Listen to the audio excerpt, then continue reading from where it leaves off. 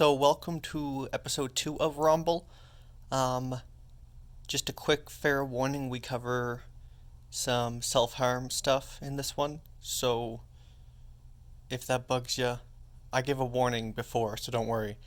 Um, to be honest, I don't know how to do annotations or anything on the video, so just skip ahead like 3 minutes and you should be good. But enjoy my thoughts part 2. So yeah, this is essentially just a deep dive into my mental health. No matter how scary it gets, no matter how dark it gets, you're stuck with me, we're committed. We're committed to getting better. I have a genuine hope. I could literally be a psychology study. But back to the serious stuff. I suffer from many mental illnesses. I suffer with self-harm and suicidal thoughts. I smoke weed and smoke cigarettes. As it stands now, I'm only eating once every 3 to 7 days. I manage my days through distractions and exploring my mind. Side note, I'm surprised to not see a ton of videos of this already done. Like maybe I'm just the first person to fully commit to the 24/7. That's a lot of pressure, but once again, I'm optimistic. I need to work on my speaking. No half-assing it. Speak clear and with gumph. I'm essentially an audio podcast, just far less exciting. Though to the right group of people, I will be mentally stimulating in a way you've never connected with before. Once again, I could be someone's psychology project. I will finally get my own Wikipedia page, then I'll be really famous. That's a solid high to chase. And once again, folks, not all thoughts are worth writing down. Only the important or on-topic ones. Fleeting fast thoughts will be ignored. I'm essentially a 24/7 mental health podcast. I think that sums it up nicely, and I apologize for the video quality. I promise it'll improve over time. Still Saturday, November 19th, 5:53 p.m. New page, new topic. So this will be an aggressively intrusive look into my own mental health, in hopes that it gets better, not worse. What if nobody else thinks like this? What if I really am nuts? Let's not go there. Happy thoughts only. Yeah, I'm definitely talking to an audience, like a Twitch chat. It can be a full, fun personality. I can be weird with y'all. We're friends. Not all thoughts are worth writing down. Sometimes they're too fast and gone in an instant. Better hope y'all are ready for this. I'm going through a bit of a mental rush. I think I'm going to go for a cigarette. I think I need the grounding and exposure to the cold. If I haven't said it before, I'll say it now. I love the cold because it's stimulating being able to feel the tiny spots of pain and feelings. Episode over, it went away. Also, apologies for just some switching perspective on y'all. I'm doing this as a complete amateur and learning as I go. I also suffer from motivational issues, and learning can be a task, which doesn't help anything. Going for a smoke, BRB, I'm leaving y'all inside. 6:28 p.m. I smoked a cigarette and then a joint. I brought y'all outside for the adventure. I also decided that I have to fully commit to this. Once again, no half-assing of anything. Also, it makes it a ton easier to communicate knowing that I'm speaking to an audience. It's nice knowing the target. I can be myself with you. I write like this because I think like this. I think in point form. Like I'm always asking a question, or maybe asking permission. I'm back inside now, and I just got myself a bowl of cereal. I am big excited to eat them. I have to make sure that the conversation is always interesting. I'm essentially having a conversation with you 24/7. Feel free to talk to me out loud. I'm definitely more of a podcast. A general mental health podcast that gets over personal. I have to be a podcast. I'm having a conversation with you. We're enjoying each other's mental company. We're bonding. We're getting to know each other. I like this perspective. Now it's a game. Now I can tease information. I'm still surprised that there wasn't more search results. To be fair, I haven't checked Spotify yet, and there might be a ton. Imagine I'm actually the first. What a fantasy land that would be to live in, eh? Essentially, it's the challenge to see if I can be interesting 24/7. if I can keep a conversation going all day. Challenge accepted. Making a video was tough. I keep trying to do it all in one take because that would just make life simpler, but I keep messing it up. Small break and then maybe back at it. Once again though, imagine if this actually takes off. I could be on Ellen, then I'd really be famous. I'll probably just wait and don't and do the audio in the morning when I'm sober. It's the easy way out, but at least it's thought out. But does that make me crazy for talking to a fake audience all day? It's only 7:30. It feels like 11. I need to stop smoking weed so early. It makes the day just drag on and on. It always feels later than it really is, but not in a good way. You don't feel like you have extra time. You feel like the extra time you have is going to drag on even slower than it already has.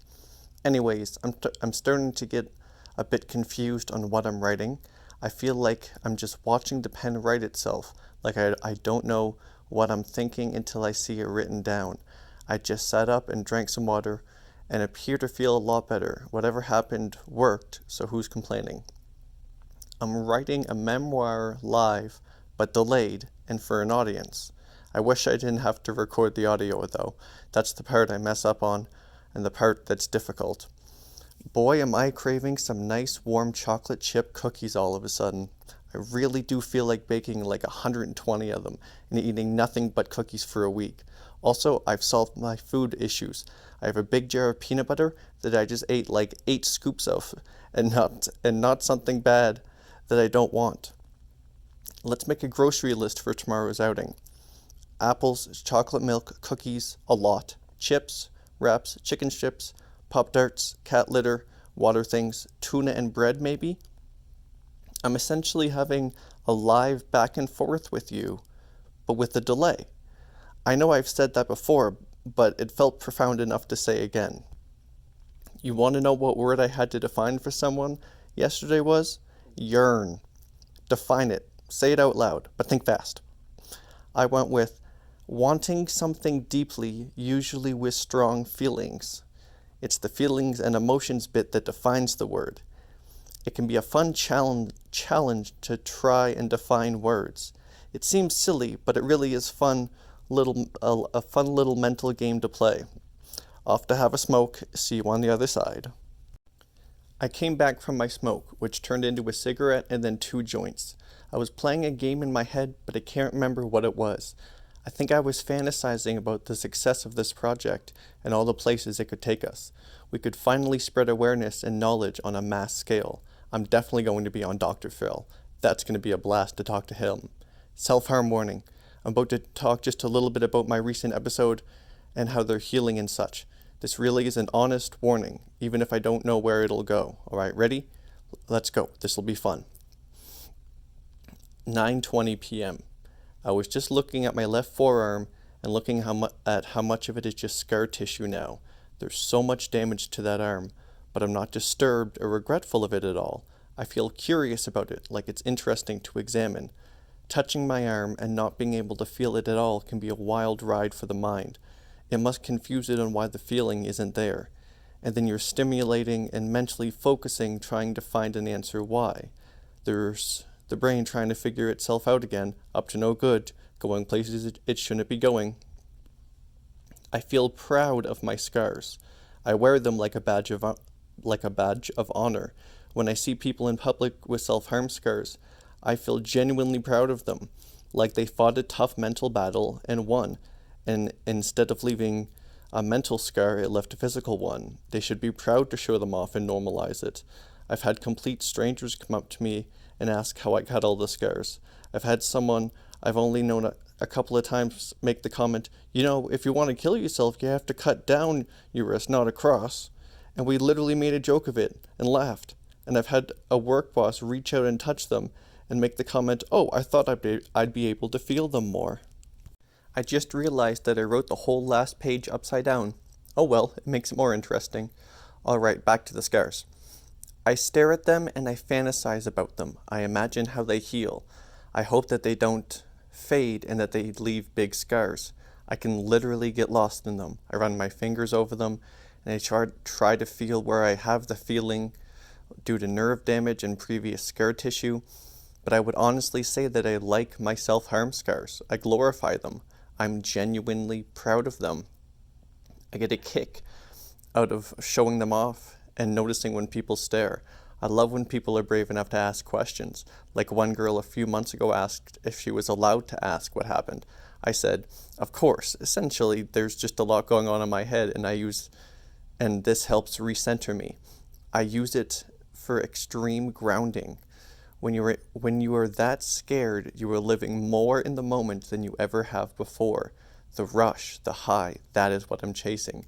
It's a feeling like no other, like you are in complete mental control, like you're invincible, and you can prove it by turning off pain. To be that mentally brave and do something so extreme and lacking in logic so strongly, to fight your inner self that hard, is a rush like no other. It's truly euphoric. It's one hell of a rush from start to finish if you get it right. Alright, I think that's enough self-harm talk. The rest I'll keep to myself, unless someone asks and I have to answer honestly.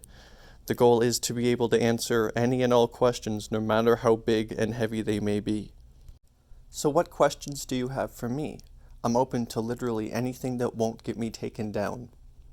I'll have to strongly read the user agreement and see how open I'm allowed to be. Stuff like suicide. How in depth are you allowed to be? Are you allowed to say that you've made plans or attempted and how you did it? Best to be broad to start off and not be as specific as they necessarily have to be. Better safe than sorry, right? At least to start off.